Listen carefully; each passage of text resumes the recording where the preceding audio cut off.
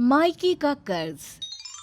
दिव्या की शादी के लिए लड़के देखे जा रहे थे, लेकिन लड़कों की डिमांड इतनी कि पिता को समझ में ही नहीं आ रहा था कि बिन माँ की बच्ची दिव्या की शादी वे कैसे करेंगी। दिव्या की माँ जिंदा होती तो शायद कोई रास्ता दिखाती। समझ में ही नहीं आ रहा कि अपनी बेटी के लिए अच्छा घर कैसे देखूं। देखो भैया, शहर की शादी देखोगे तो कहाँ मिलेगा अच्छा लड़का। कोई गांव का लड़का देख लो जिसके पास काफ़ी ज़मीन जायदाद हो। समझ रहे हो ना। अरे गांव में कैसे रहेगी दिव्या। सोच रहा हूँ इस घर को गिरवी रख लूँ। राजेश की पढ़ाई हो ही चुकी है। तभी राजेश यानी कि दिव्या का भाई आता है। घर गिरवी रखेंगे तो हम रहेंगे कहाँ? और वैसे भी अभी मैं नौकरी नहीं कर रहा हूँ, मुझे पढ़ाई करनी है। आगे पढ़ने के लिए पैसों की ज़रूरत है। आगे की पढ़ाई तो अपने पैसे से कर लेना बेटा। पहले ही 5 साल की हायर स्टडी ने कमर तोड़ दी है। बेटे की शादी भी तो ज़रूरी है ना। हाँ तो बुआ बता तो रही है रास्ता। गांव में शादी कर दो, कोई पैसा नहीं मांगेगा। पढ़ी लिखी शहर की लड़की तो लोग पैसे दे कर जाएंगे आपको। पिता का मन भर जाता है। जिस बेटी के लिए हर चीज़ बेस्ट दी, उसकी शादी वो ऐसे कैसे कर दे। तभी कुछ लड़के वाले आते हैं। आइए आइए आइए, घर ढूंढने में कोई परेशानी तो नहीं हुई? अरे इतना बड़ा सुंदर मकान, किसे दिक्कत होगी ढूंढने में। वैसे आप कौन है लड़की की माँ? माँ तो नहीं है हमारी दिव्या की बहन जी, लेकिन लड़की हीरा है हीरा। मैं बुआ हूँ, यहीं पास में रहती हूँ। भाई का घर देखने आ जाती हूँ। लड़की की माँ लगातार घर को घूरती रहती है। शादी की सारी बात हो जाती है। दिव्या को लड़का पसंद भी कर लेता है। और फिर मुझे शादी में मारुति चाहिए, लेकिन मेरी सैलरी इतनी नहीं है कि मैं पेट्रोल डलवा सकूं। दिव्या तुम तो पढ़ी लिखी हो, काम तो तुमको करना पड़ेगा। कैसी बात कर रहे हो बेटा, ये भी कोई बोलने वाली बात है? बोलकर अपना मुंह खराब कर रहा है। अरे करेगी ना काम। क्या दिव्या? दिव्या पिता की ओर देखती है। पिता आंखों से कहते हैं कि बेटी तुझे जो सही लगे जवाब दे, क्योंकि मैंने तुझे ये शिक्षा दी है। मैं कमाऊंगी तो आपकी कार का पेट्रोल आएगा, वो भी वो कार जो आप मेरे पिता से चाहते हैं। हाय हाय हाय, रखो अपनी बेटी। जब इतनी जबान चला रही है वो आगे तो हमें बेच खाएगी। चुप करना दिव्या, क्या हो गया है तुझे? तू तो कभी बोलती ही नहीं थी, और आज जब चुप रहना है तो। नहीं दीदी, वो सही कह रही है। उसके पूरे जीवन का सवाल है। वो जो ठीक समझे बोले। और माफ़ करना बहन जी, मेरी बेटी की छोटी सी बात आपको इतनी खल रही है तो कल को तो आप उसके मुंह में ताला ही जड़ देंगी। और लड़के वाले चले गए। समय बीत रहा था, लेकिन दिव्या के लिए लड़का नहीं मिल रहा था। जो मिलता वो मोटी रकम मांगता, दहेज में कार और मोटा नगद। वहीं भाई घर को गिरवी रखने के पक्ष में नहीं था। फिर वो दिन भी आता है जब दिव्या को देखने राहुल आता है। बेटा, मेरी बेटी ने MBA किया है, नौकरी करती है और घर के सारे काम जानती है। अंकल, मुझे बीवी चाहिए, ना कि नौकरानी। मुझे दिव्या पसंद है, मैं उससे शादी करने को राज़ी हूँ। बहन जी, आप भी कुछ बोलिए। क्या डिमांड है आप लोगों की? भाई साहब, वैसे तो जिस हिसाब से मेरा बेटा कमा रहा है, डिमांड होती तो इस घर में आती ही नहीं। समझ रहे हैं ना? तो जो राहुल कहेगा हम उसी में खुश हैं। दिव्या समझ जाती है कि सास तो है तेज़, लेकिन राहुल उससे भी पसंद आ गया था। और राहुल की शादी दिव्या से हो जाती है। जो दिव्या सारा दिन पिता की देखभाल किया करती थी, उसके जाने के बाद पिता भी शांत हो जाता है। पापा मैं ना अमेरिका जाना चाहता हूँ, तो घर के कागज़ चाहिए। पर बेटा, अमेरिका तो तुझे किसी कंपनी ने बुलाया होगा ना, तो फिर मकान के पेपर? बेटा पिता की बात से ही भड़क जाता है। तो किसके लिए है ये मकान? मेरे लिए तो है। फिर लाइए पेपर।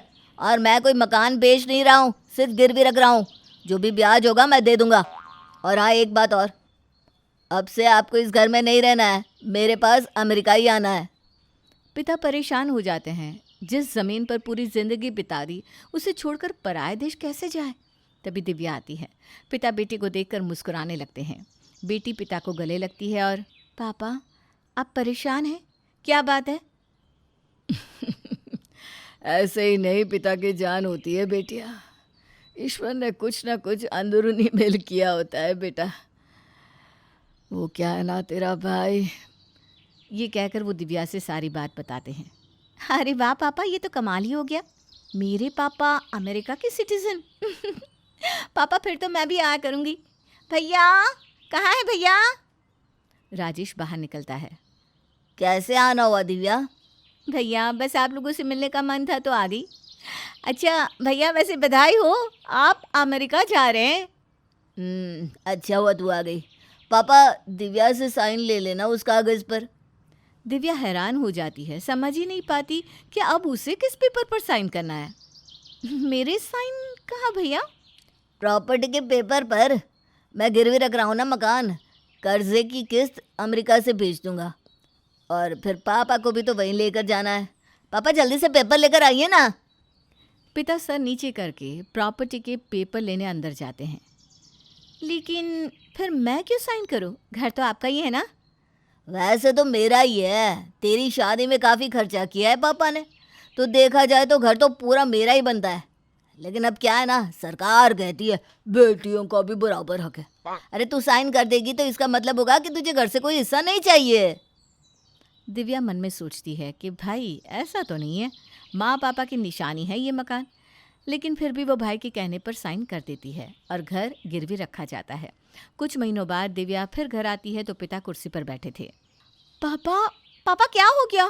क्यों ऐसे मायूस से बैठे हैं आप? घर की रौनक तो बेटियों से होती है, लेकिन ये भी सच है कि बेटियां तो पराया धन होती है। जो घर दिव्या के वक्त खिला खिला सा रहता था, उसके जाने के बाद वीरान हो जाता है। थोड़ी देर बाद बुआ आती है। अरे दिव्या बेटी आई है। दिव्या रुक, मैं तेरे लिए चाय लाती हूँ। दिव्या पिता का हाथ थाम कर बैठती है, लेकिन उसे कुछ समझ में नहीं आता कि वो कैसे पिता की मायूसी को दूर करे, क्योंकि पिता उससे कुछ बात ही शेयर नहीं कर रहे थे। दिव्या बुआ के पास जाती है। बुआ, क्या हुआ है? पापा इतने दुखी क्यों दिख रहे हैं? राजेश के कारण।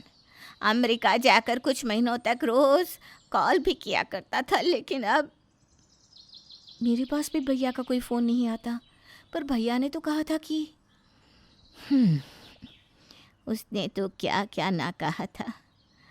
रहने दे वो सब, ले चाय पी और अपने पापा के पास बैठ, उन्हें अच्छा लगेगा। दिव्या पिता के पास कुछ समय रहकर ससुराल चली जाती है, जहाँ रात के खाने के वक्त। अरे क्या हो गया दिव्या, परेशान सी लग रही हो, सब ठीक तो है ना? हाँ ठीक ही है, वो घर में पापा। देखो दिव्या, ये मैंने हमेशा से ही देखा है, तू वहाँ की मनहूसियत यहाँ लेकर आ जाती है। तेरे मायके में क्या हो रहा है क्या नहीं, सब वहीं छोड़ कर आया कर, समझी? राहुल को माँ की बात पर गुस्सा तो आता है, लेकिन वो कुछ नहीं कहता। रात को कमरे में राहुल जब दिव्या के साथ अकेला होता है तो दिव्या, माँ की बात का बुरा ना मानना, वो तो ऐसे ही बोलती रहती हैं। दिव्या मुस्कुरा देती है। अब बताओ क्या बात है, मैं कुछ मदद कर सकता हूँ तुम्हारी, इस मुस्कान को बरकरार रखने के लिए। दिव्या पति को सारी बात बताती है। यही बात है, पता नहीं पापा क्या छुपा रहे हैं, मुझे बताएंगे तब तो मैं कोई हल निकालूंगी। भाई से बात क्यों नहीं करती, वो शायद कुछ बता सके। पापा के पास तो वो फ़ोन करते ही नहीं, मैंने कितनी बार कोशिश की लेकिन बात नहीं बनी। मैं बात करता हूँ पापा से, मैं भी तो उनका बेटा हूँ, शायद मुझे कुछ बता दे। दिव्या को राहुल की बात अच्छी लगती है। ठीक है, कल ऑफिस से लौटते वक्त आप ही बात कर लीजिएगा। अगली शाम राहुल ससुराल आता है, साथ में थे पिता के फेवरेट समोसे। अरे बेटा तुम आओ आओ। पिता दामाद को गले लगा लेते हैं और कुछ पल ऐसे ही रहते हैं। पापा क्या हुआ? लगा जैसे राजेश को गले लगा रहा हूँ, उसे गले लगाए अरसा हो गया, तो लगा जैसे। दामाद ससुर को समझता है, वो उनके साथ बैठता, खाता, पीता और घुमाने बाहर भी लेकर जाता है। और फिर वो लोग जैसे ही घर आते हैं, अंदर एक काला मोटा सा आदमी पहले से ही बैठा था। पिता उसे देखकर घबरा जाते हैं। बेटा अब आप जाइए, दिव्या आपका इंतज़ार कर रही होगी। राहुल को लगता है कि कोई ससुर के दोस्त होंगे। वो जाने के लिए जैसे ही मुड़ता है, उस आदमी की आवाज़ उसके कान में पड़ती है। ऐसा है कि आपके बेटे ने 4 महीने से ब्याज के पैसे नहीं दिए। आपने भी कर्जा लेकर जितने हो सके पैसे दिए, पर अब नहीं दे पा रहे। आपका बेटा भी लौटेगा नहीं, तो अच्छा होगा कि आप घर खाली कर दे। राहुल के पैरों से जमीन निकल जाती है। वो पलटकर ससुर के पास आता है। वो बेटा। पापा, इतनी बड़ी बात आपने हम लोगों को बताई नहीं, क्यों पापा? हाँ तो आप दे दो अपने पापा के पैसे। नहीं, मैं सारे पैसे दे दूंगा। आप प्लीज़ मेरे दामाद से कोई बात ना करो। दामाद ससुर का हाथ थामता है। पापा, दामाद भी बेटा ही होता है, अब चिंता ना करो, सब ठीक हो जाएगा। राहुल जेब में से पैसे निकालकर उस आदमी को देता है। पिता को विश्वास दिलाता है कि वो सब ठीक कर देगा। लेकिन कैसे? क्या करेगी दिव्या जब ये बात उसे पता चलेगी? जानने के लिए देखिए माइक का कर्ज का अगला भाग जल्द ही।